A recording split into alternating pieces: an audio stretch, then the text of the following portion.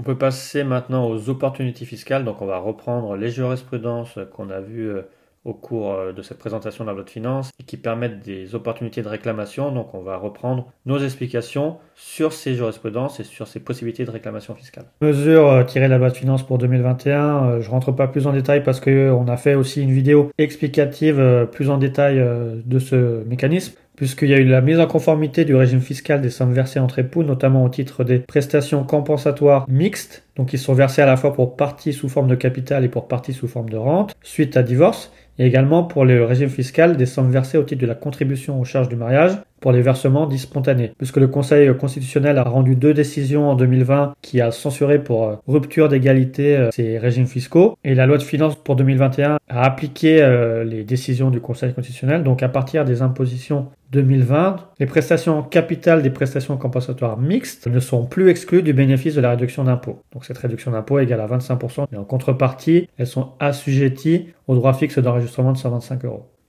Et de même au titre des contributions spontanées aux charges du mariage, suite à séparation, là il y a également possibilité de déduire ces versements, alors qu'avant seules étaient déductibles les contributions versées suite à une décision judiciaire. Et suite à ces censures du Conseil constitutionnel, il est également possible de faire des réclamations pour les années d'imposition 2018 et 2019, pour ceux qui auraient versé des prestations en capital, des prestations compensatoires mixtes, à demander à bénéficier de la réduction d'impôt au titre des années d'imposition 2018 et 2019, et également pour ceux qui auraient fait de façon spontanée des versements au titre de la contribution aux charges du mariage, également à demander à ce que ces versements soient déductibles de vos revenus imposables, également au titre des années d'imposition 2018 et 2019.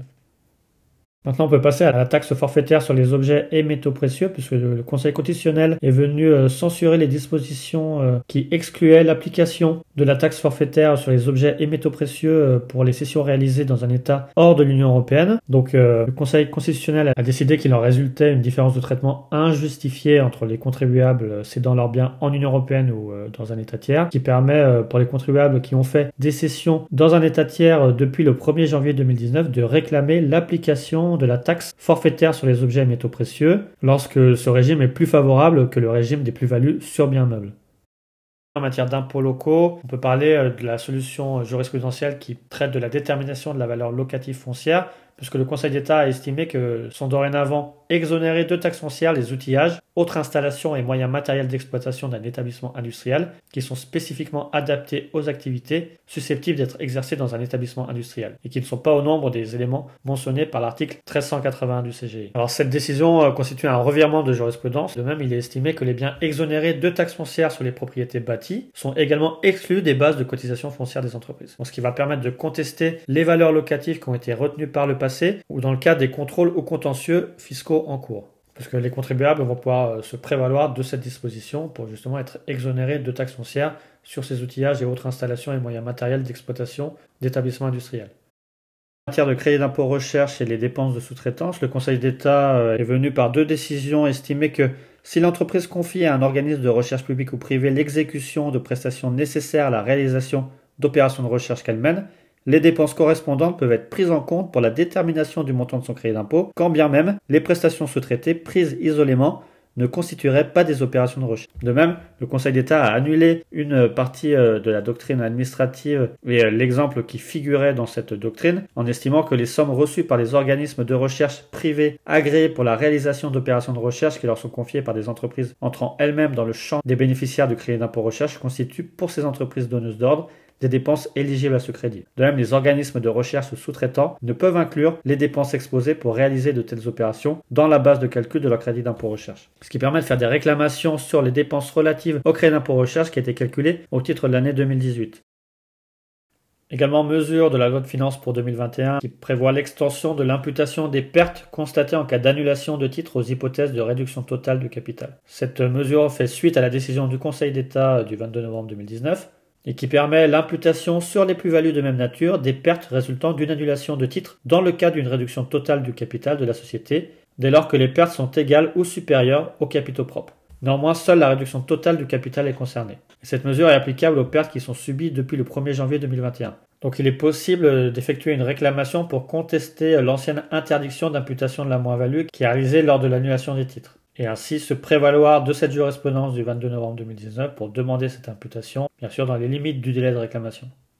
Maintenant, on peut passer à la décision du Conseil d'État sur les cessions de participation substantielle par une société mère européenne, puisque implicitement, le Conseil d'État a jugé que les dispositions de l'article 244 bis B du CGI sont contraires au droit de l'Union européenne, notamment dû à une différence de traitement entre les sociétés françaises et les sociétés étrangères, qui constituerait une entrave à la liberté d'établissement et à la liberté de circulation des capitaux. Puisqu'on le rappelle, sous réserve de l'application des conventions internationales, lorsqu'une personne morale non résidente détient directement ou indirectement plus de 25% des droits dans les bénéfices sociaux d'une société soumise à l'IS, avec son siège en France, à un moment quelconque au cours des 5 années précédant la cession, les plus-values réalisées à l'occasion de la cession de ces droits sociaux sont en principe soumis à un prélèvement dont le taux correspond au taux normal de l'IS. Alors que si la cession est effectuée par une société cédante avec un siège de direction effective en France, bien sûr, on a un taux effectif d'imposition des plus-values à long terme qui est entre 4 et 3%. Ainsi, le Conseil d'État estime qu'il y a une différence de traitement entre les sociétés françaises et les sociétés étrangères qui est discriminatoire et bien sûr qui constitue une entrave à la liberté d'établissement.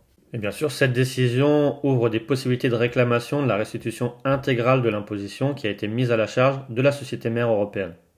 Maintenant, on passe aux écarts de change réalisés lors de la cession de titres étrangers. Donc là, c'est le Conseil d'État qui a écarté l'arrêt de la Cour administrative d'appel de Versailles, qui avait admis que les gains ou pertes de change réalisés à l'occasion de la cession de titres de participation étrangers constituent une composante de la plus ou moins value réalisée à cette occasion et doivent être prises en compte pour la détermination du résultat de l'exercice imposable en France. Là, le Conseil d'État rappelle que la perte ou le gain de change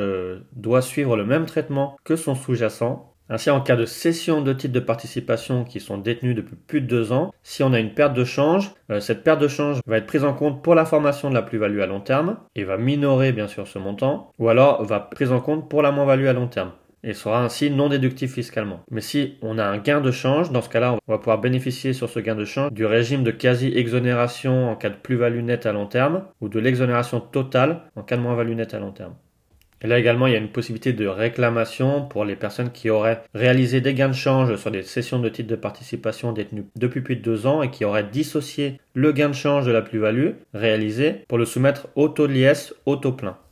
Nous allons terminer avec cette présentation de la loi de finances pour 2021 et de l'actualité jurisprudentielle 2020. Nous invitons à liker, à partager la vidéo au plus grand nombre et à vous abonner à notre chaîne YouTube. Pour tous ceux qui auraient des questions complémentaires au titre des mesures présentées par la loi de finances, vous pouvez nous écrire directement sur info@cabinetlrk.com. Également, vous pouvez prendre rendez-vous sur le lien Calendly en commentaire épinglé aussi en description pour être assisté dans le cadre de la résolution de vos problématiques fiscales. Et enfin, vous pouvez nous mettre en commentaire toutes vos questions pour que nous puissions y répondre le plus rapidement possible.